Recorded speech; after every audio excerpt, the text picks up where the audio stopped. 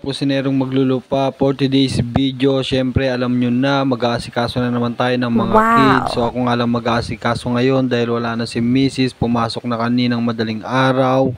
So ayan nga, ang una kong ginawa ay nagpakulo na muna ako ng tubig. Syempre maliligo ang aking mga anak para makapagkape na rin pala ako dito.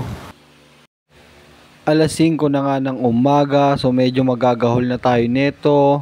Kasi magluluto pa tayo at magpapaligo pa tayo ng mga kids. Siyempre meron pa dyan na papahirapan tayo bago pumasok. So yan nga ay si JR. At nang magpagpakulo na nga tayo ng tubig. So ayan, nagtimpla na muna ako ng kape. Tara, kape muna tayo. Sana habang nagkakape nga ako. So ayan, nagsaing na muna ako para paggising nila mayroon ng sinaing. So magbabaon nga sila sa school. Habang nakasalang nga ang aking sinaing, so ito ay inumpisahan ko na ang pagluluto ng ulam. Aalmusalin nila at babaunin. So ito na, paluto na nga dyan. After nga nito ay gigisingin ko na si JR.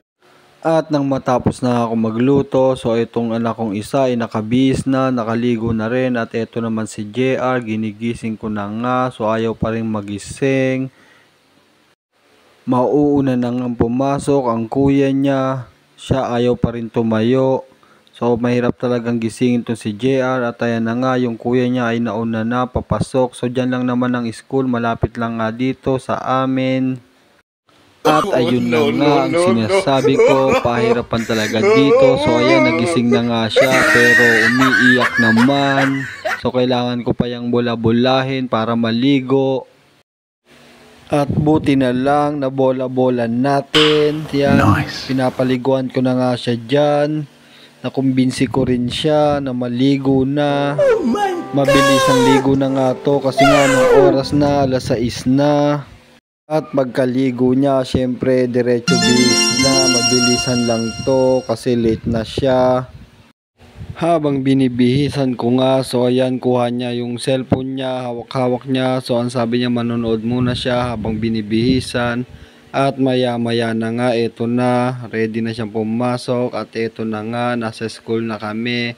So ayan, hinatid ko na siya, ayan, pumasok na siya sa loob. So ayan nga ang school nilang dalawa ng Kuya Michael niya. Eto namang ate Kuli namin, nag-aalmusal pa, mamaya-maya papasok na rin yan. Nagliligpit na nga ako dito sa baba kasi nga dito kami natulog. So ayan, ililigpitin ko lang at syempre aakyat ko ulit yan sa taas. Sobrang lamig nga dito sa lugar namin kasi nga ikaw ba naman tumira sa bundok. So kaya ang lamig dito. Habang nagliligpit nga ako dito ay meron naman ng gugulong aso. Ito nga makulit.